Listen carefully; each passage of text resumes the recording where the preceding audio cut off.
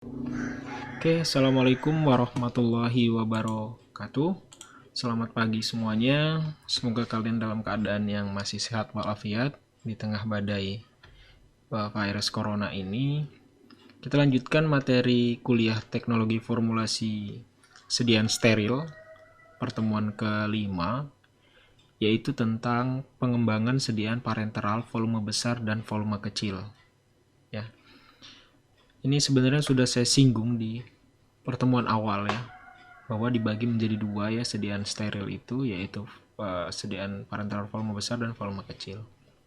Nah, yang pertama akan kita bahas adalah LVP ya, atau large volume parenteral, yaitu volume parenteral besar ya. Volume besar, sediaan parenteral volume besar. Apa itu LVP ya? Jadi nanti mulai sekarang nih kita mengenalnya istilahnya LVP ya. Apa itu LVP atau large volume parenteral? Adalah produk obat dengan pembawa air. Ini saya kasih garis merah air, bahwa memang LVP itu harus pembawanya air. Dalam bentuk kontainer dosis tunggal. Jadi harus dosis tunggal sediaan yang LVP itu, tidak boleh dosis ganda. Disterilkan secara terminal. Terminal tahu ya, artinya di akhir. Ya, sterilisasinya sterilisasi akhir dengan kapasitas 100 ml atau lebih. Jadi volumenya 100 ml atau lebih. Yang akan diberikan atau digunakan pada manusia ya, jelas ya. Kita tidak berbicara tentang hewan di sini, tentang manusia. Tapi ini untuk diperjelas saja bahwa LVP di sini adalah untuk manusia. Nah, apa sih tujuannya ada sediaan LVP gitu ya? Kenapa perlu dikembangkan formula LVP ini? Karena sediaan LVP ini itu sendiri menyediakan air, elektrolit, dan karbohidrat sederhana untuk tubuh. Ya, jadi untuk air, elektrolit ini kita lihat di infus-infus itu memang rata-rata pembawanya adalah air, pasti ya pembawanya air, kemudian elektrolit, NaCl ya, kemudian ada Rl dan sebagainya. Ada dextrose, ini merupakan karbohidrat sederhana ya kalau dextrose. Yang nomor 2, pembawa obat yang diinfusikan ya, sebagai pembawa obat yang akan di drip gitu kalau istilahnya di rumah sakit, drip.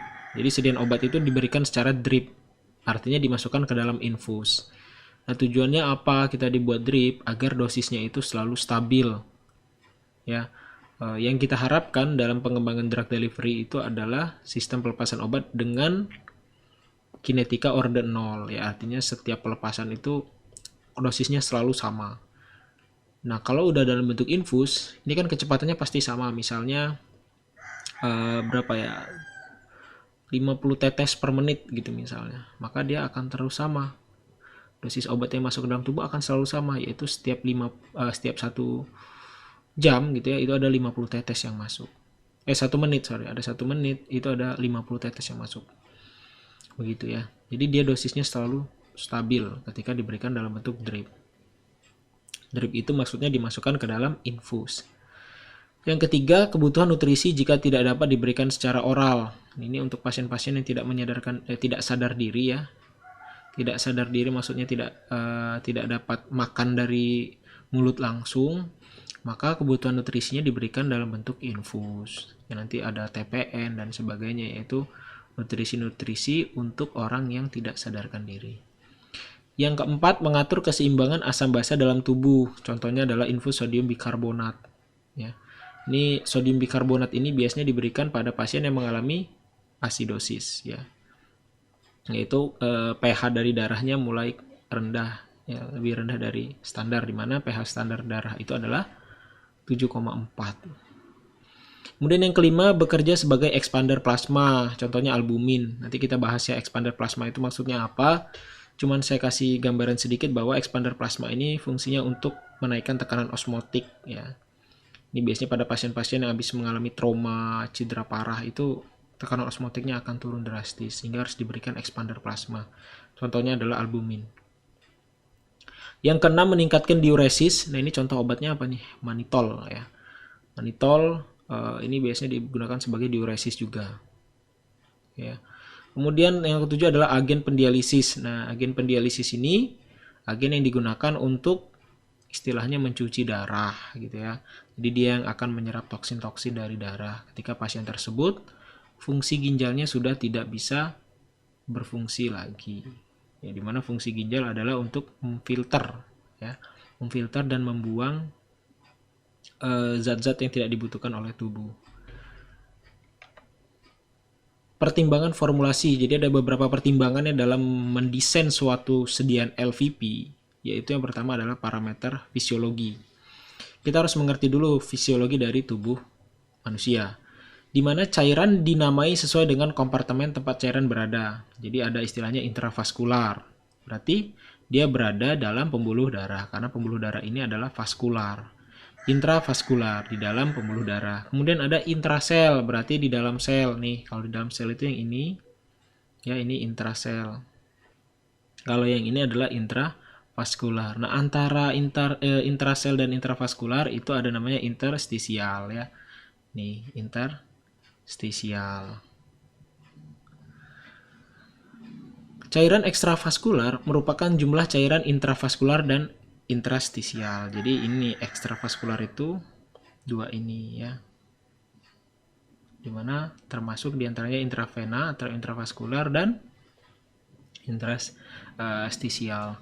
Konsentrasi tinggi ion natrium dan klorid. Nah, pada kondisi pada situasi atau pada lingkungan dari ekstravaskular, ternyata konsentrasi itu paling banyak itu adalah natrium dan klorida. Pada intravaskular mengandung protein lebih tinggi dari interstisial. Jadi di dalam darah itu protein lebih banyak daripada di interstisial atau ruang antar sel. Nah, ini contoh ini adalah gambaran, ya, gambaran jumlah elektrolit di dalam tubuh, ya, baik itu di intravaskular, interstisial dan intraselular. Kalau kita lihat untuk ekstravaskular, ya, ini kan ekstravaskular nih dua ini. Ekstravaskular itu ternyata natrium itu jauh lebih banyak, ya, jumlahnya. Ini mili ekivalen gram per liter. 142, 145, sementara di intraselular kecil. Tetapi di kalium justru sebaliknya. Makanya kalau kita belajar tentang sistem penghantaran impuls, ya, di farmakologi 2 kalau tidak salah itu saya jelaskan di mana sistem saraf itu terjadi impuls ketika natrium masuk, ya, kalium keluar dan seterusnya, ya, karena ternyata kalium memang lebih banyak jumlahnya di dalam sel. Untuk yang natrium itu lebih banyak di luar sel. Ini proses depolarisasi, ya. Oke, total, jadi kalau di total ini ternyata lebih banyak di intrasel, ya, jumlah kation. Nah, kemudian anion yang muatannya negatif, untuk klorida itu lebih banyak di ekstravaskular, ya, kita dapat lihat. Sementara di intraselular sangat kecil. Namun untuk fosfat itu sebaliknya, ya. Di dalam sel itu ternyata lebih dibutuhkan fosfat. Kemudian sulfat juga seperti itu. Parameter formulasi. Parameter formulasi pada LVP ini sebenarnya tidak ini, ya, artinya tonisitas ini hanyalah salah satu, ya. Jadi kita nggak hanya mempertimbangkan tonisitas ketika kita mendesain sebuah sediaan LVP, ya. Tonisitas hanyalah salah satu pertimbangan. Jadi nggak mutlak harus tonis, harus isotonis. Kalau nggak isotonis nggak bisa dipakai. Itu nggak seperti itu ketika kita berbicara dalam sediaan LVP. Karena ada pula masalah lain yang dapat berpengaruh. Contoh, ya, larutan urea. Ini sepertinya saya sudah singgung di pertemuan sebelumnya bahwa urea itu secara perhitungannya atau kita bandingkan tekanan osmotiknya itu sama, ya, atau isotonis kita bisa bilang gitu. Namun, jika diberikan dalam kecepatan infus normal, akan menyebabkan hemolisis yang akan merusak kesetimbangan nitrogen dalam tubuh. Kenapa? Ingat, ya, urea. Untuk urea, kalau diberikan dalam kecepatan yang infus normal, di mana urea ini bisa masuk setengahnya ke dalam sel darah, ya. Walaupun dia di luar isotonis, tetapi dia dapat melalui membran semipermeabel, yaitu membran sel darahnya. Sehingga ini akan menyebabkan larutan menjadi hipotonis. Ya, ketika hipotonis, maka akan menyebabkan hemolisis. Ya, jangan lupa. Nah, sehingga untuk larutan urea, jika ingin diberikan harus dengan kecepatan yang rendah, ya, atau dengan pelan. Larutan asam amino yang hipertonis, ya, 850 miliosmolar ini kan tinggi sekali, ya. per liter diperlukan untuk memperpanjang hidup pasien. Nah, gimana nih? Ternyata harus hipertonis. Kalau nggak hipertonis dia nggak bisa. Nah, ternyata dapat diberikan tapi perlahan-lahan. Ya. Dan langsung ke vena besar.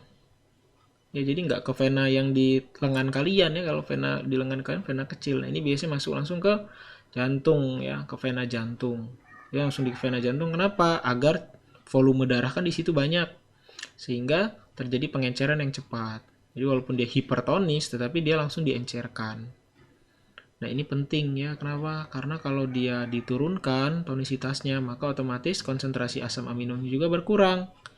Maka efektivitasnya juga akan berkurang. Ya, ini pertimbangannya. Larutan hiper dan hipotonis dapat digunakan jika diberikan secara perlahan-lahan. Nah, ini ya, untuk LVP bisa saja digunakan tapi perlahan-lahan. Jadi kalau kemarin kita belajar tentang perhitungan-perhitungan, ketika di lapangan nanti kalian jangan kaget bahwa ternyata tidak harus seperti itu semua obat itu. Misalnya kalian kerja di industri nanti, kenapa ini tidak dihitung tonisitasnya? Bahkan ketika dihitung, kok ini hipertonis masih terus diproduksi. Atau dia hipotonis tapi masih diproduksi. Ternyata itu tidak merupakan syarat mutlak.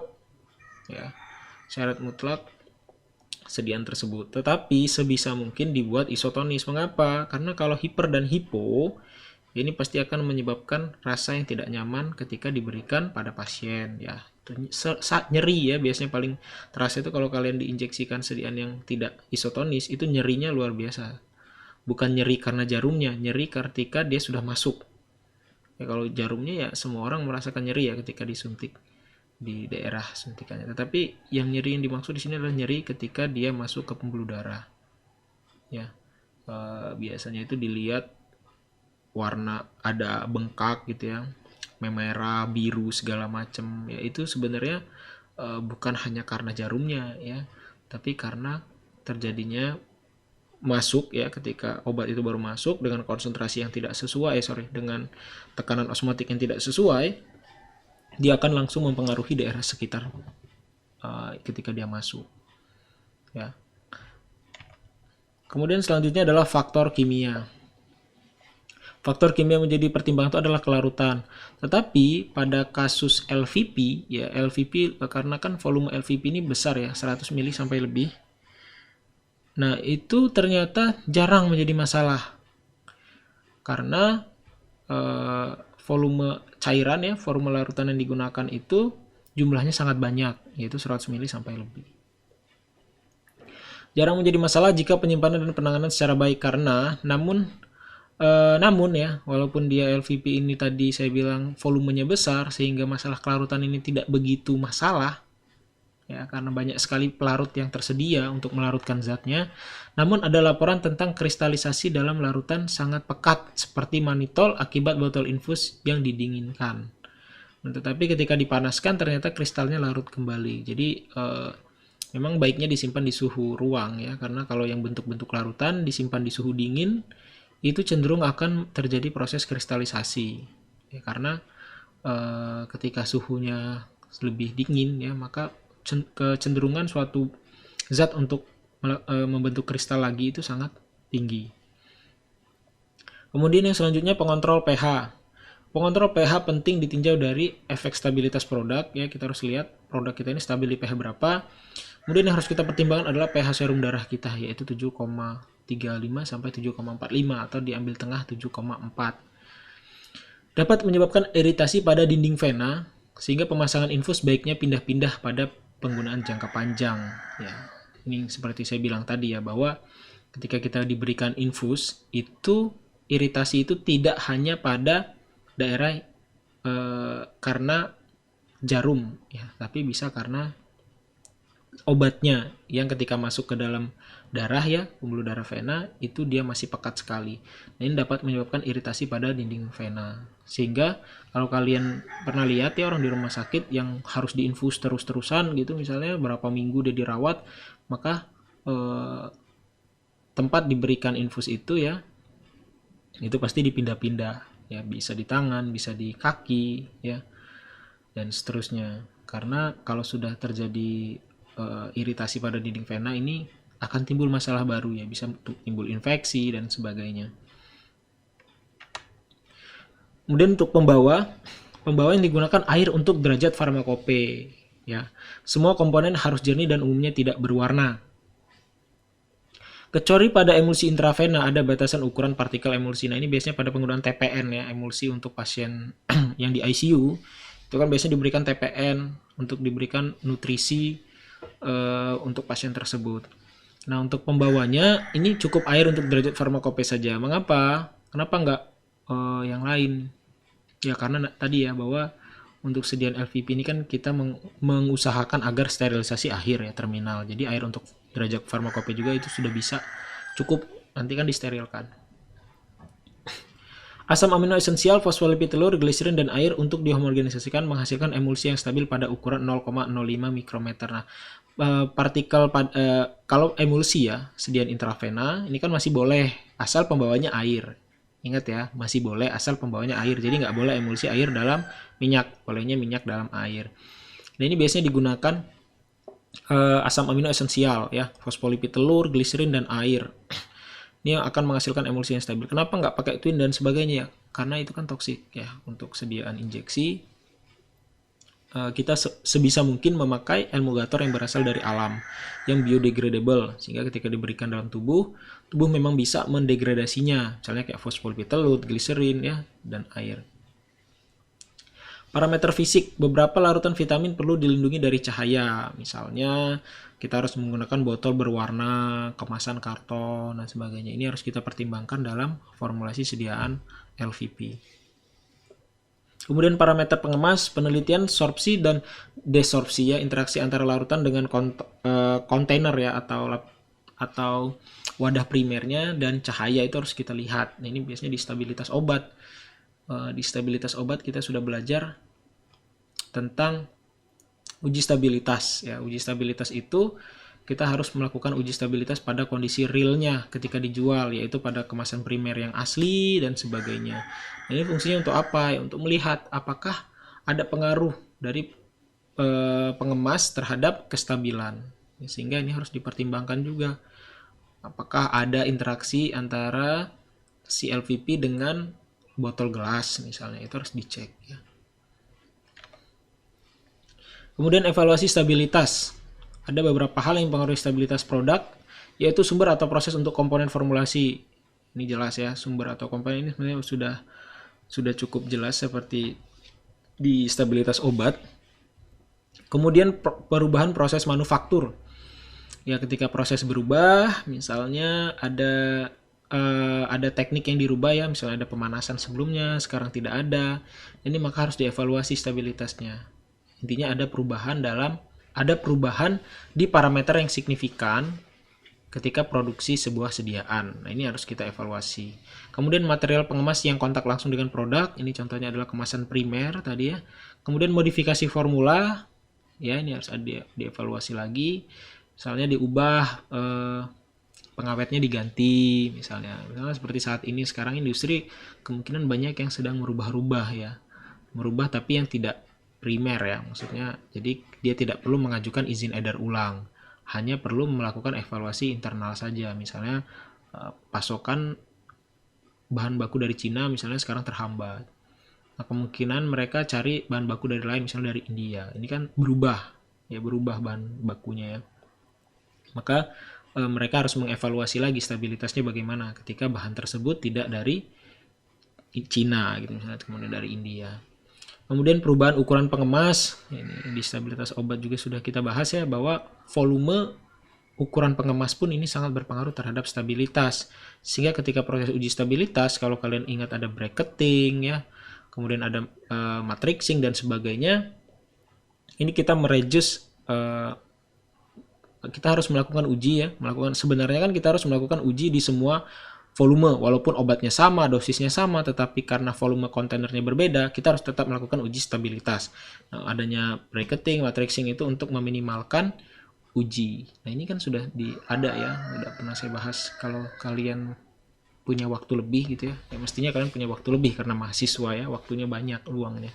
Itu kalian bisa lihat di slide saya di bracketing ya, bracketing dan matrixing itu. Kemudian perubahan siklus sterilisasi, ya ini juga berpengaruh.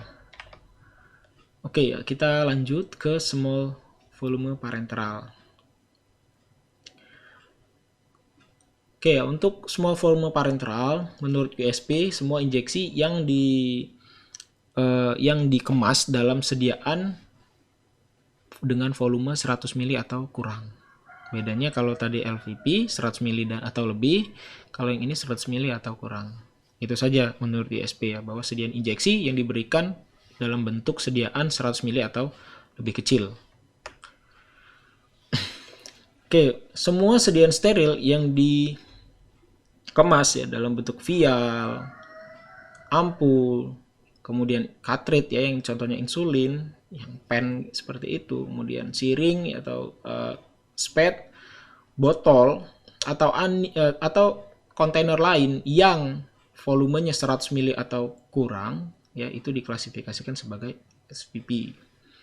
Ya, nanti misalnya saya memberikan soal misalnya nanti coba kalian jelaskan mana saja yang termasuk sediaan SVP. Itu kalian sudah bisa menebak ya bahwa sediaan yang dalam bentuk vial, ampul, cartridge, siring, kemudian botol dengan ukuran di bawah 100 ml itu adalah SVP. Nah, tetapi ada penambahan yaitu adalah pada produk ophthalmic ya. Meskipun produk ophthalmic ini bukan SVP ya, bukan parenteral, tetapi dia dimasukkan ke dalam SVP ya. Ya, meskipun dia diberikan secara topikal pada mata dan tidak diberikan secara injeksi, tetapi dia masuk klasifikasi dalam SVP ya atau small volume injection. As long as container size 100 ml or less. Jadi sepanjang dosisnya ya atau kemasannya itu kurang dari 100 ml. Ada beberapa produk ya yang bisa masuk ke dalam sediaan SVI atau SVP tadi, yaitu ada pharmaceutical product, obat-obat ya, biological product, vaksin dan sebagainya, allergenic extract, radiopharmaceutical product, genetically engineered or biotechnology product, liposome dan lipid product. Jadi banyak ini yang bisa masuk dalam sediaan SVP. Sebuah injeksi itu dipreparasikan dengan tujuan untuk parenteral administration dan atau untuk constituting or diluting ya, atau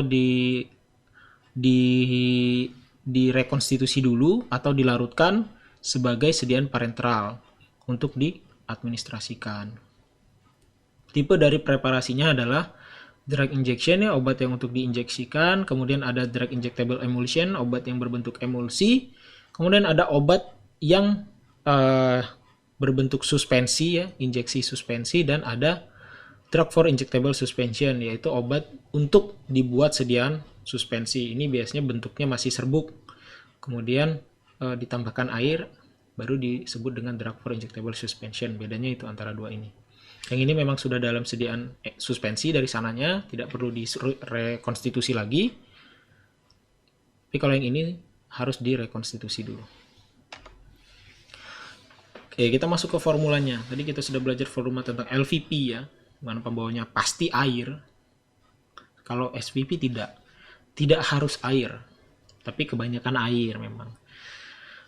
Air yang digunakan itu adalah air yang dimurnikan, WFI, steril WFI, bakteriostatik WFI. Nah, kalau dia sediaan SVP itu masih boleh pakai bakteriostatik WFI ya, bakteriostatik water for injection. Tetapi untuk LVP itu tidak boleh. Kenapa? Ada yang bisa jawab? Ada? Kalau nggak ada, ya sudah ya. Karena sudah saya bahas ini di kelas kalau tidak salah waktu itu. Preparasi yaitu didistilasi ya, ini preparasi pembuatan pembawanya ya, itu bisa destilasi, kemudian penukar ion atau osmosis terbalik ya, reverse osmosis.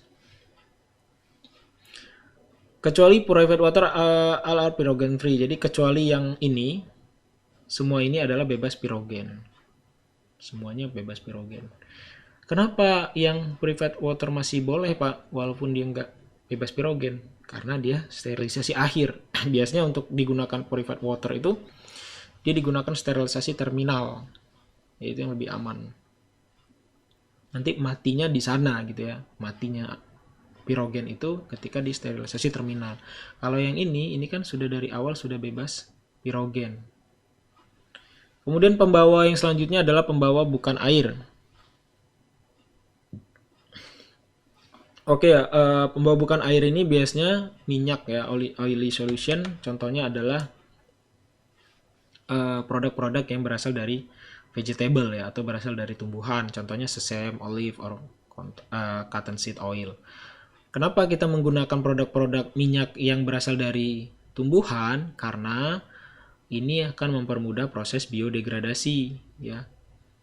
Kalau dia minyaknya adalah minyak bukan minyak tumbuhan ya, misalnya dia memakai minyak ini misalnya oli gitu ya dan sebagainya ya, kan itu minyak juga ya, itu nggak bisa. Oli misalnya oli motor dan sebagainya itu nggak bisa. Kenapa?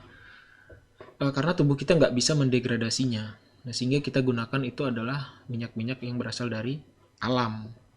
Ya, contohnya sesame oil, olive oil ya, atau cottonseed oil. Nah, contoh produknya adalah ampicillin suspensi, ini pembawanya adalah vegetable oil. Kemudian stilbestrol, pembawanya adalah sesame oil atau cotton oil. Epinephrine suspensi, ternyata pembawanya adalah sesame oil. Dan penicillin G procaine, ini pembawanya minyak vegetable ya. Artinya bebas, bisa vegetable yang mana saja. Kemudian yang digunakan selanjutnya, selain dari pembawa, tadi ada pembawa air dan bukan air, yang digunakan adalah kosolven. Kosolven masih ingat ya? Ya, kosolven itu pembantu untuk melarutkan suatu zat. Digunakan untuk meningkatkan stabilitas dari obat yang sukar larut atau sedikit larut pada air. Ya, biasanya kita menggunakan kosolven. Dan mencegah degradasi melalui proses hidrolisis. Kenapa? Karena dengan adanya kosolven jumlah air akan lebih sedikit ya. Hidrolisis kan disebabkan oleh air. Kalau kita pakai kosolven jumlah air menjadi lebih sedikit. Contohnya propilen glikol ya. Dikombinasikan dengan etanol dan polyethylene glikol sebagai kosolven. Oke, kemudian zat tambahan yang ditambahkan ketika kita membuat SVP ya. Yang pertama adalah antimicrobial preservation atau pengawet gitu. Kalau dia LVP ingat tidak boleh ada pengawet. Kenapa? Ya karena tidak untuk multiple dose ya. Jadi biasanya pengawet ini digunakan hanya untuk sediaan yang multiple dose. Ya kalau single dose dia tidak. Nah kalau LVP kan tadi wajib single dose dia, harus sekali pakai. Nah, kalau SVP ini banyak yang vial misalnya. Kan tidak single dose. Fungsinya untuk menjaga stabilitas produk dalam proses penyimpanan. Kemudian contohnya adalah penilmerkurik nitrat dan timerosal ya dengan konsentrasi 0,001%, sedikit saja ya.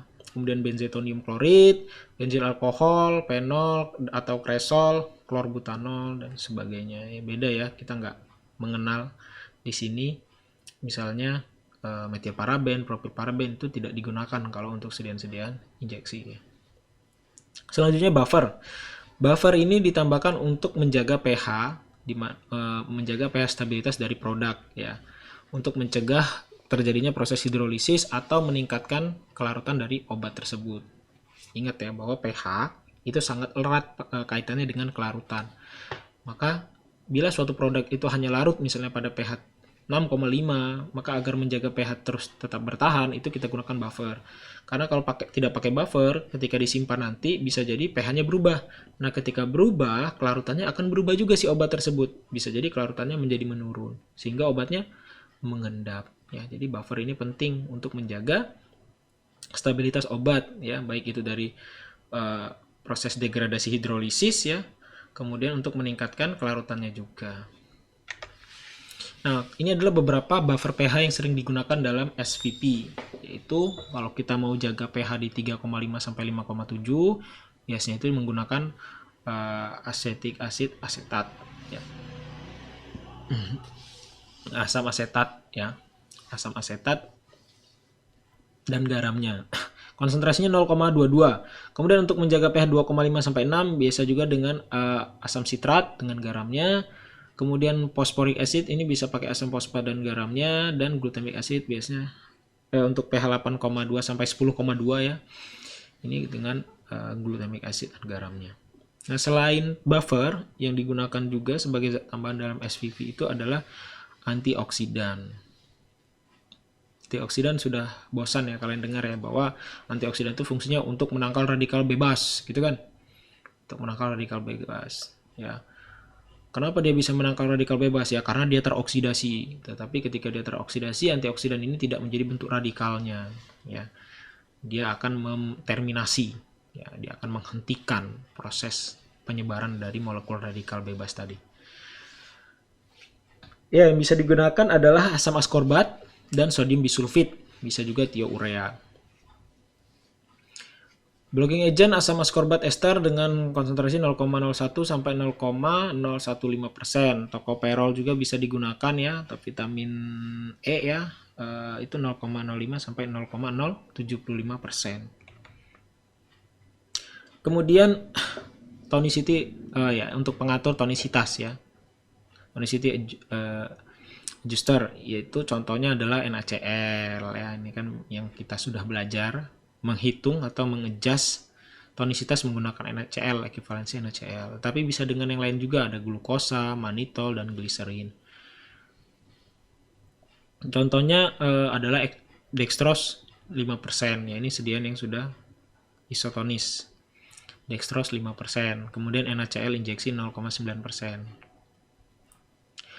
Beberapa larutan itu isoosmotik tetapi tidak isotonis. Itu dikarenakan sifat fisiologi dari sel membran harus menjadi bahan pertimbangan. Contohnya adalah RBC is not semi-permeable to all drug. Ya. Contohnya adalah membran sel darah merah itu tidak semi-permeable untuk semua obat. Jadi RBC ini tidak semi-permeable untuk semua obat. Artinya bisa juga obat ini masuk. Contohnya apa? Amonium klorid, alkohol, asam borat, gliserin, propilen glikol, dan urea nih. Ya, berarti mereka ini tidak semi-permeable. RBC ini tidak semi-permeable pada kasusnya obat-obat ini. Sehingga mereka bisa berdifusi secara bebas keluar masuk RBC. Kalau yang kita sudah pelajari, urea setengahnya masuk ke dalam RBC atau sel darah merah. Sehingga ketika dia isotonis, tapi udah sampai di darah, dia menyebabkan pecahnya sel darah merah. Ya, kenapa? Karena urea tadi masuk setengah, sisanya jadi sedikit, menyebabkan hipotonis. Nah, kalau amonium klorid, alkohol, dan sebagainya ini bisa kalian cari ya berapa persentase yang masuk ke dalam sel darah merahnya. Di mata, ya, sel membran itu semi permeable untuk asam borat dan 2% larutan itu isotonik pada sediaan mata. Ya, asam borat, tetapi dia ternyata diberikan dalam bentuk ya, jadi gini, yang asam borat tadi walaupun dia 2% asam borat itu isotonis dengan mata dan isoosmotik, tetapi ternyata 2% asam borat tadi itu tidak isotonis dengan RBC ya, sehingga dia akan masuk dan akan menyebabkan hemolisis. Kenapa? Karena ketika dia masuk, volume konsentrasi asam borat di luar tadi, di luar sel tadi ya, di darah tadi misalnya, itu akan menjadi rendah karena setengahnya udah masuk gitu misalnya, atau sebagian sudah masuk. Ini menyebabkan hipotonis menyebabkan hemolisis. Ya, ini untuk obat-obat yang bisa bebas keluar masuk pembuluh sel darah merah, ini harus kita hitung benar-benar ya, berapa persen dia yang bisa masuk, sehingga perhitungannya akan berbeda. Tonisitas dapat dihitung dengan osmometer ya. Ini ada alatnya memang. Tapi kita harus belajar dasarnya ya. Kita harus tetap belajar dasarnya. Zat tambahan lain yaitu bulking agent, contohnya untuk obat-obat yang di freeze dry ketika proses preparasinya. Misalnya manitol, laktosa, sukrosa, dan dextrose ini biasa digunakan sebagai bulking agent. Ya, ini untuk menambahkan volume ya ketika di freeze dry. Kemudian suspending agent, CMC, mungkin kalian sudah akrab ya ini. Kemudian emulsifying agent, contohnya lecithin dan polisorbat. Nah, tapi biasanya digunakan lecithin ya. Nah, polisorbat bisa digunakannya twin dan sebagainya bisa, tetapi untuk SVP ya, tidak untuk LVP. Karena kalau LVP tadi dia bakal terjadi toksisitas, volumenya kan besar. Ophthalmic ointment base itu contohnya petrolatum, ini biasanya digunakan sebagai basis pada salep mata. Oke, sekian ya kuliah pada hari ini. Saya berharap kalian tidak bosan-bosannya ya untuk menonton video dari saya, karena memang suatu ujian yang berat ya kondisi kita saat ini, dimana kita tidak bisa tatap muka langsung dan tidak bisa bertanya langsung gitu ya, apa yang kalian tidak mengerti. Jadi untuk itu saya minta kepada PJ-nya silahkan dicatat saja pertanyaan-pertanyaan dari temannya, nanti saya akan jawab, atau nanti kita buat room di Zoom seperti minggu lalu. Oke, sekian dari saya. Semoga kalian tetap sehat selalu. Dan ingat ya, tolong social distancingnya diterapkan di rumah, jangan keluyuran. Saya akhiri. Assalamualaikum warahmatullahi wabarakatuh.